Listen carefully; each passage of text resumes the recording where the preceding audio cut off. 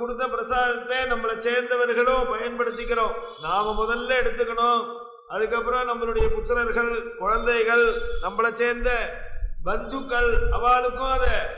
ஏன்னா நாம வேற, நம்ம குழந்தைகள் வேற, அப்பா அம்மா வேற இல்லையே. அதனால ரத்த சம்பந்தம் உள்ள எல்லாருமே அதை எடுத்துக்கலாங்கிறதுனால எல்லாருமே எடுத்துட்டு இருக்கோம். ஆனா வேற ஒருத்தருக்கு கொடுத்த பிரசாதத்தை நாம பயன்படுத்தக்கூடாது. நமக்கு சம்பந்தமே இல்லை. யாரோ ஒருத்தருக்கு பக்கத்துல விபூதி கொடுத்துருக்கா, நமக்கு வாங்கிக்கல, அவர் பரவாயில்ல இந்தாங்கன்னு கொடுப்பார். நாம சுவாமிக்கு மரியாதை கொடுத்து அதை வாங்கிக்கிறோமே தவிர அந்த பிரசாதம் வேற, இது வேற. இதெல்லாம் நிறைய விஷயங்கள் இருக்கு. இப்ப அவர் கேட்டது பிரசாதத்தை எடுத்துன்னு போலாமான்னு. நம்ம வாங்கிட்டு நம்மளை சேர்ந்தவர்கள் ஆத்துல இருக்கா, அவளுக்கும் இதை கொடுக்கணுங்கிறதுக்காக விபூதி குங்குமத்தை ஆத்துக்கு எடுத்துன்னு வரலாம். எந்த தோஷமும் இல்லை. சிவபிரசாதாத்த சிராயுஷம் தம்.